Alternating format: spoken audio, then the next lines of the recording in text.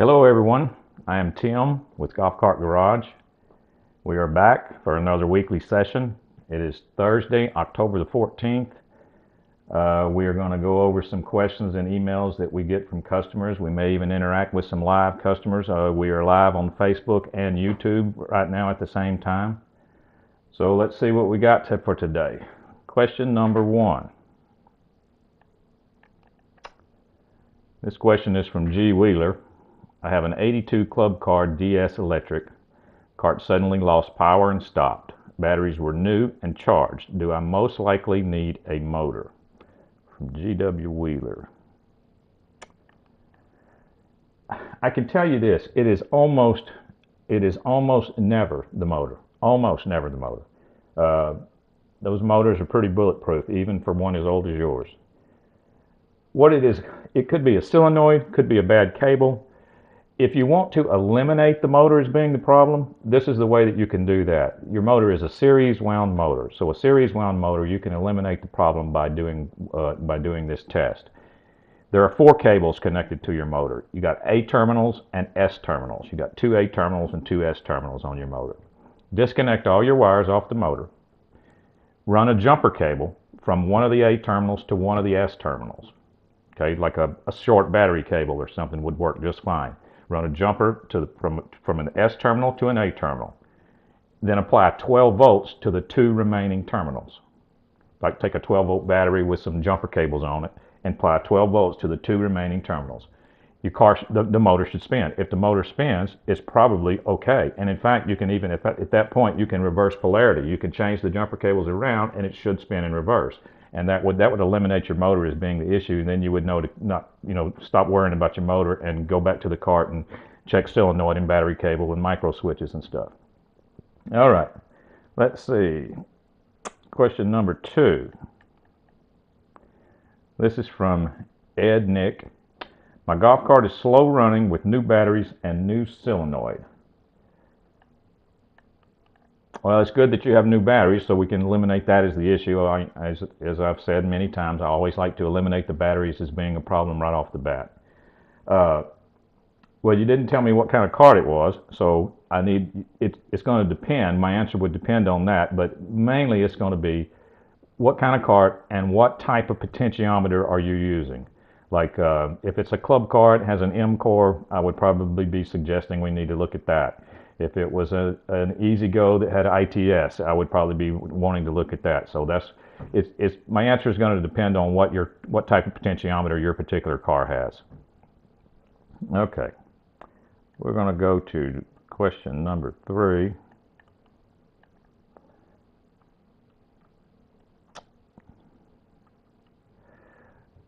This is from Sheldon. When the charger is connected to the battery, the charge needle goes to the negative, bounces a couple of times, and then goes off the chart the wrong way. Well, I can tell you this. It's been my experience when you plug a charger in and the needle goes backwards instead of forwards like it's supposed to. I've seen this a few times in my shop. It is generally a diode problem with the charger, like depending on which charger it is. When the diodes can go bad, or they can just literally crack and blow up inside the charger and you don't know it, and when you plug your charger in, it does some weird stuff, and eventually it will pop the circuit breaker. But it usually starts with the needle going backwards. So the fact that you told me that the needle goes backwards in the beginning makes me think that that's what the problem is. What you need to do is check your charger on another golf cart and see if it does the same thing, and then we'll know that that's where the issue is. Okay, question number 4. This is from Andrew. If I'm putting 2-inch wheel spacers on the front end, will the OEM tie rod still work, or do I need to locate custom extended tie rods or some kind of modified steering bracket to accommodate? The way that wheel spacers for golf carts are made, they will not affect your tie rods at all. They just, where your wheel mounts up to your spindle, it just spaces your wheel out from that point. So your tie rods aren't even affected. Your spindles aren't affected. There's nothing affected except for the amount of space between the spindle and the original mounting point for the wheel. So the answer to your question is your OEM tie rods would be fine. They're not even going to be affected at all. Okay, let's see. Number 5. This question is from Charman. I have a 2002 Club Car DS48 volt. When I press the accelerator, the cart will move a bit, surges a few times, and then will not come to full speed. Any ideas on what to check? Well, like I've said before, I want to eliminate the batteries first. I would like to ask questions about your batteries. Make sure that your batteries are fine. Make sure that they've got plenty of voltage. Make sure they're not falling down under a load when you try to take off and the voltage is dropping. So I need to eliminate the batteries as an issue first. If the batteries are eliminated, if they're new, or if you're sure that they're fine, then most likely in your case is going to be the 𝐴𝐸 because that's the device on your car, your particular car, that's responsible for the acceleration and the smoothness of the acceleration and the top end speed. It can also be affected by a faulty 𝐴𝐸. Okay, number 6. This question is from Eddie. I have an older Yamaha, I think it's supposed to be gas golf cart. You step on the gas pedal and nothing but clicks. Keep doing it and eventually it will start. What do I need to change? Well, usually that kind of sounds like, in the beginning of your description, it sounds like a low battery. So what I would want you to do, just to verify that, is jump it off. Like use a separate 12-volt battery, run jumper cables to the battery that's in there, crank the car like that, see if it still does it. If it doesn't do it, then you know your battery's weak because you're using a second battery, to help boost it. If it's the same thing, even though we've eliminated the battery as being the issue that's falling out under load, if the same thing happens, then it could be your pedal switch. Your accelerator pedal is connected to a switch that it might not be getting activated. It might be stuck. It might be stuck on or off, or most likely off. You're just getting intermittent contact with your pedal switch. That's the two things I would check in your situation. Let's see. Number 7. This is from Edwin. I have a 2007 TXT golf cart, 36 volt. My halogen light bar stopped working. After unplugging a lamp, I see no voltage at the socket. I stripped the wire just before the light socket and fed that with a 12-volt car battery. The lamp gets extremely hot. The lamp socket says 12 volts, 36W. That's going to be 36 watts. Do you know what would cause the lamp to get so hot? Everything is as is when we bought it new in 2007. Well, I can tell you this, halogen does get hot. It gets hot. Halogen, that's why we have so many LED products out now. Almost exclusively light kits for golf cars are LED now. LEDs run cooler, they're brighter, and they have better light. So halogen is getting it's getting quickly phased out. And one of the reasons is because of excessive heat. Now, the fact that you weren't getting any voltage at the socket would make me want to back up in your system somewhere and check your switch maybe to see if your switch is bad, because you should have been getting volts at that socket when you pulled that light bulb out. But you did the right thing. You put 12 volts to the socket, directly to the socket, and use your 12-volt car battery. That's exactly what you should have done. I mean, and so you did everything right. It's just halogen gets hot. That's all there is to it. All right, number 8. This is from SLM Teach. Our 99 Gas EZGO will go in reverse, but not forward.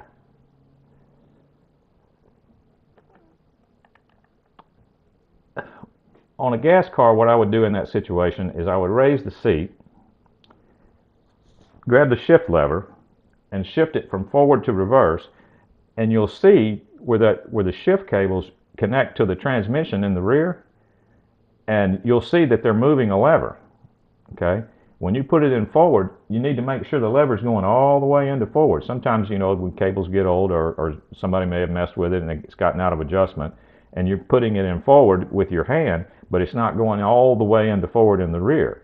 If that's the case, sometimes you can grab it with your hand in the rear and push it just a little bit further and see if it goes in, see if it, slides into gear like that. Sometimes it will, just with a little extra pressure, you'll slide all the way into gear. Therefore, you need either a slight cable adjustment or maybe just a new cable in general, because it's not going all the way into forward. That could be what's going on. You could also have a micro switch on your forward and reverse lever that is out.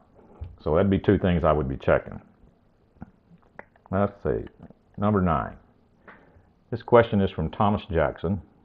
I have a 2008 EZGO TXT PDS 36 volts where the solenoid clicks but the car goes nowhere. I have replaced the solenoid, checked the batteries, replaced the ITS sensor. I am at a loss. I suspect the controller at this point. Well, Thomas, I agree with you, and I remember speaking with you on a video call. And turns out this particular PDS cart that we're talking about is lifted. It's lifted with taller tires and a 4-passenger kit and has this stock controller. Now, I can tell you this from experience. PDS cars, 36 volt PDS cars, they do not like to be lifted. They don't like to have taller tires, especially if you try to carry around 4 people or go up hills or anything like that. That stock controller has a really hard time in pulling those heels and pulling around all that extra weight and turning those taller tires, because what you've done there is you've essentially changed your gear ratio when you put those taller tires on it. So that controller starts getting really hot and eventually just will not come back anymore. So Thomas and I eliminated pretty much everything else in his electrical system, and the only thing that was left was his controller. And as soon as I saw that stock controller in a lifted PDS, I always get nervous because that's most likely what's going to be the case. I know a lot of PDS owners are going to get upset with me for saying that, but I have a PDS myself, but I changed the stock controller and the motor at the same time. I have a torque motor and a heavy duty controller, and I haven't had a single issue with it. Okay. Number 10. This is from John. What are the differences between lithium and lead acid? There's a lot of differences between lithium and lead acid. One of the main things that would be noticeable is right off the bat, if you did a lithium swap, is just the difference in weight. When you do a lithium swap on a golf cart, you literally lose approximately 300 pounds. So imagine how well your golf cart would run, even if everything else stays the same. Imagine how well it would run if it just all of a sudden weighed 300 pounds less. Imagine how much more power it would have just with that. But not only that, not only is the weight a big difference, the power that the battery is capable of producing is a big difference than it's over lead acid. The lithiums, when you have a golf cart, say you have a 48 volt golf cart, you step on the gas.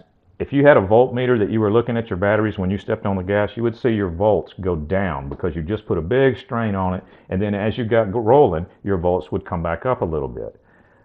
Lithium resists that voltage drop way better than lead acid resists that voltage drop. So in other words, the volts stay higher even though you were on the gas. So that in turn gives you more power off the start, plus you've got a 300-pound weight savings. So all of this adds up to just better performance out of your car. They also charge easier. They haven't been around long enough. Golf cart lithium hasn't been around long enough to live up to their claims of 10 years, yet, because they really haven't been readily available until the last few years. So we're yet to be seen if they can really last as long as they say they do as far as longevity goes. But as far as range goes, that's already proven. They got better range than lead acid too. So anyway, the list of advantages for lithium just goes on and on and on. Let's see here. This is from number 11. This is from Southern Build. I have a 2003 Club Car DS with brand new 48 volt Trojan batteries. It is very slow and I need to know what to replace to gain speed. 2003 Club Car DS. All right. Well, in a 2003, you could have two different types of electrical systems. If your car has a run tow switch under the seat, that means it is a Club Car iQ. Well, since it is a Club Car iQ electrical system, it can be adjusted slightly. Your car has a diagnostic port on it. Like, in a car, in an automobile, they have a diagnostic port that the mechanic can come plug in a computer and look at fault codes and different clear fault codes, and even download a tune. You got these programmers nowadays that you can download a tune into your car, give it more power or something. Well, a Club Car iQ has basically the same device. It's a diagnostic port. Club Car can plug their computer in, and you do have a little bit of adjustment in speed. They can speed your car up depending on where it's at now. If you say your car is really slow, it may be set at a very slow spot right now. The golf course that it probably came from could have been hilly, and they've got it set down to the lowest speed so that people won't freewheel down the hill into eternity and crash, and even though they do it anyway. But anyway, it could be adjusted a little bit by Club Car. If it is at the highest setting already and it's still slow, then it's probably going to be your 𝐴𝐺. I say 𝐴𝐺 a lot. Your 𝐴𝐺 is the device that's responsible for your top end speed. It's the first thing your accelerator pedal is connected to. So that would be two things that I would be looking at. Let's see, number 12. This is from Bob.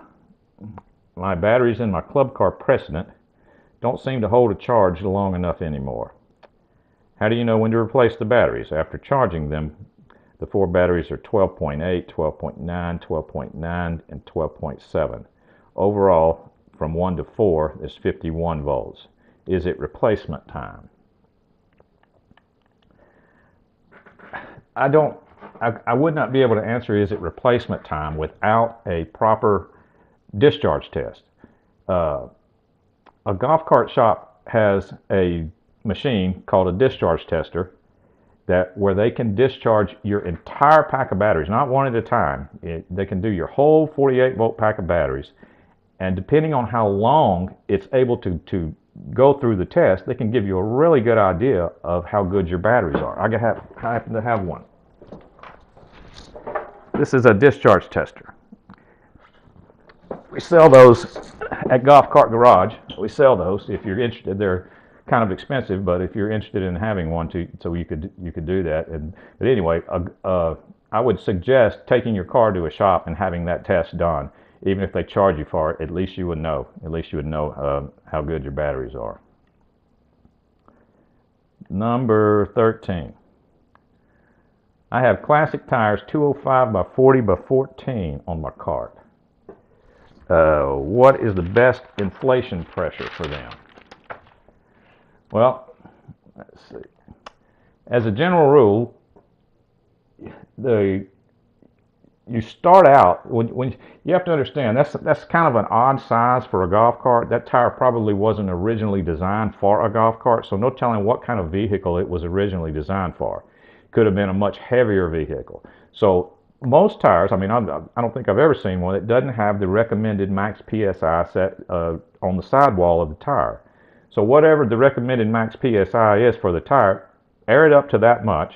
Drive the car. If your ride is a little rough, then start playing with your settings. Just air them down a little bit, like air them down 3 or 4 PSI at a time until you get the desired ride quality that you want out of that particular tire. But as a general rule, I start out with whatever that's recommended on the side of the tire and then just adjust down from there. I don't never go up because the recommended tire pressure is usually pretty tight, and that's going to cause a really firm ride. Let's see here. Number 14. How do you hook up a 12 power supply to an 8 volt battery club car? Was trying to hook up a 12 volt cigarette lighter on my club car, but I have 8 volt batteries. Well, that's a good question because you cannot find 12 volts in a 48 volt car that uses 6 8 volt batteries, and you've discovered that. There's no way you can find 12 volts anywhere to run your cigarette lighter. So you're going to need a voltage reducer. A voltage reducer you can get voltage reducers that will reduce 2 of your 8 volt batteries, which would be 16 volts. It would reduce 16 volts down to 12, and then you could hook a cigarette lighter to that, and then you could use all kinds of accessories that would plug into the cigarette lighter. I don't know if you'd want to do that, or you could get a more expensive voltage reducer that would reduce your entire battery pack, 48 volts down to 12 volts, down to a usable 12 volts, and then hook your cigarette lighter to that. That way, no matter what you plugged into the cigarette lighter, it would be draining off of your entire battery pack, not just 2 batteries, or not just one, or if you had 4 12 volts, you could do it off of just one, but that would cause your pack to be imbalanced. So your best bet would be a 48 volt voltage reducer, 48 down to 12 voltage reducer. All right, number 15. This is from 𝐥𝐴. I just bought a new Evolution golf car, and I would like to adjust the max speed. What do I need to buy and able to do that? A device controller. Evolution has their own system. Like I was telling you earlier, Club Car has a diagnostic port where they can actually adjust the max speed a little bit. EZGO has something similar. I would not doubt it if Evolution has something similar to that too. I don't really know if they do, but you could easily check with them to see if they have any type of adjustment that they can do without you having to buy new parts. Their website is evolutionelectricvehicles.com. If you wanted to check with them on that, that's what I would do. They'd be the first people I call just to see because I'm sure they've had that question 1,000 times about their vehicles. Okay, let's see here. Number 16 is from Gregory Kaplan. Does my 2000 Club Car DS have an OBC? If so, where is it located? Well, Greg, in 2000, you could have one of 2 different types of electrical systems in a club car. You could have a 36 volt car. Believe it or not, Club Car did make 36 volt cars in the year 2000. They made 36 volt with V-Glide to resistors. Now, if that's the case, then you do not even have an OBC. In 2000, you could have 2 other types of electrical systems. You could have a Club Car IQ, or you could have a series wound 48 volt. Both of those would be 48 volts. So the bottom line is, if your car is a 48 volt car, yes, you do have an OBC. And as far as where it's located, you look under your seat, and it's going to be on you look at the driver's side. The last battery that's on the driver's side, one of the cables is connected to the battery next to it, and the other cable goes toward the back of the golf cart, and it goes through a wall.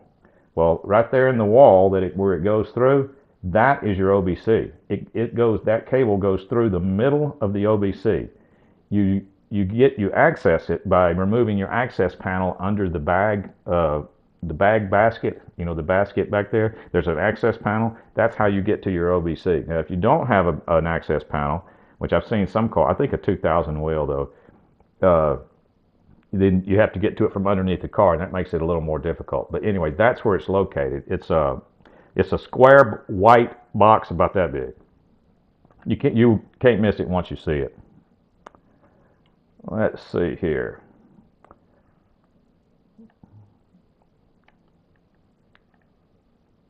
Go over here to YouTube and see if anything is coming up. I don't seem to have any questions on YouTube. Check Facebook. I don't see any questions on Facebook. Before I forget, I need to remind everybody that our Extreme Golf Cart Makeover Sweepstakes is going on now. There's only a few more weeks in order to enter. You could win $3,000 in store credit and do your own. You could do your own golf cart makeover, with $3,000 worth of store credit. So you need to visit golfcartgarage.com and for more info and enter to win. That's going to be it for me today. I will see everybody next Thursday. That'll be a week from today at 12 noon Central Standard Time. Thank you. I'm Tim with Golf Cart Garage.